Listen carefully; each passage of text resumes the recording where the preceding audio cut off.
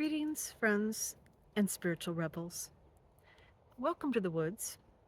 And I'm going to talk about something else that I probably shouldn't mention and shouldn't be discussing, but I'm going to do it anyway. And that's good versus bad spiritual expression.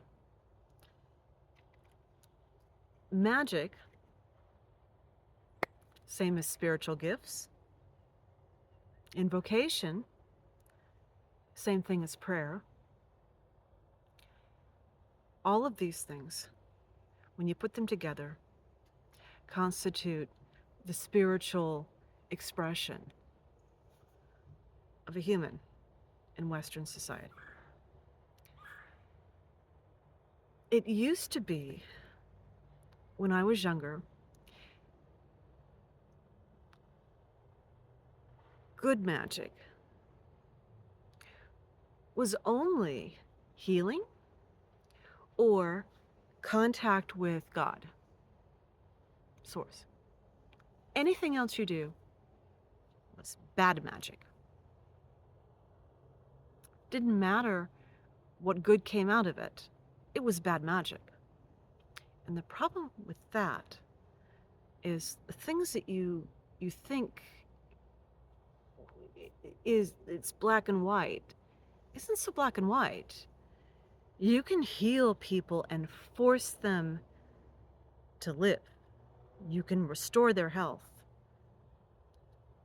and have them be angry and resentful because it was their time and they wanted to go. You can contact Source and expect that to be a wonderful, beautiful thing, but then moving forward, use that energy, that vitality that you gained in actions that are destructive or harmful to others, thoughtlessly.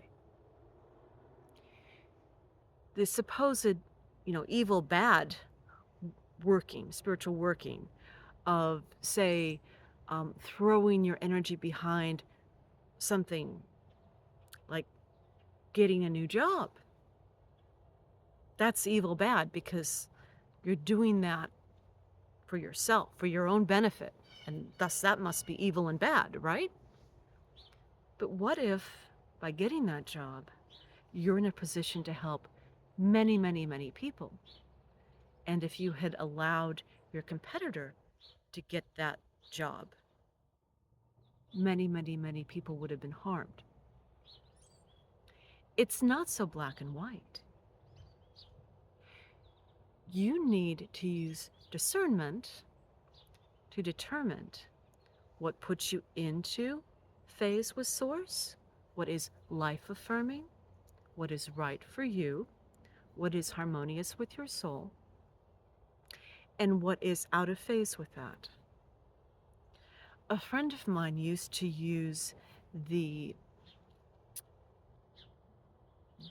analogy of, you see a child drowning in a stream, do you pull them out?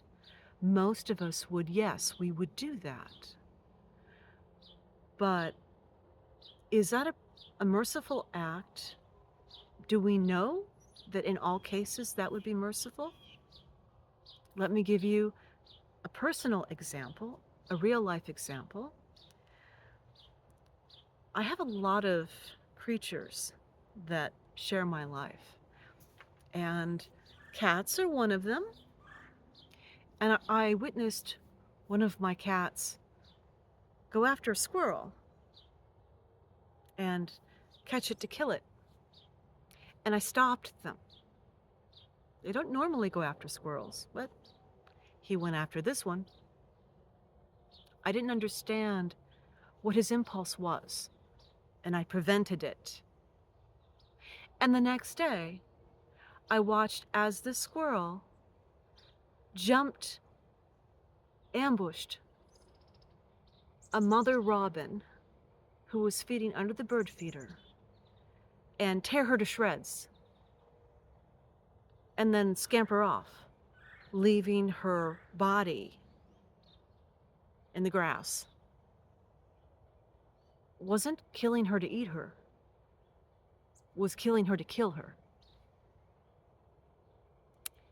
And then I understood by seeing that why I had been seeing dead birds more frequently that spring than ever before. This squirrel committed that act twice more that I could see before my guardian of this space took it down.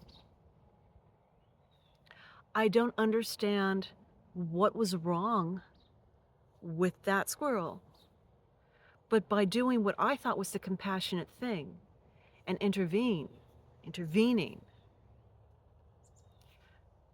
there was a lot more death and a lot more hardship in the natural world around me than would have happened if I had allowed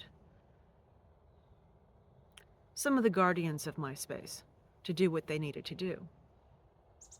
And that is to say, sometimes when we act from what we think is kindness or for what we think is the good, we could be making a big mistake. So instead of making hard and fast rules about right and wrong, it's better to be discerning and to check in with Source before we leap to action. And the tighter our bond with Source, the more often that we touch base with it and we tune into it and we walk in it and we affirm that yes, we are spiritual. We are not lowly, wretched sinners. We are the spiritual children of the divine force of the universe. We step into that role and we live that role. And the more we do that, the easier it becomes to make quick decisions when we have to about the important matters that are right in front of us. And it's far wiser to live from that perspective than to try to make hard and fast laws, the rules, the letter of the law, as opposed to the spirit of the law. We need to reclaim our sovereignty. We need to reclaim our responsibility for being spiritual. And we need to walk in that understanding and belief. It's a choice, but it's a good one. And welcome to the woods.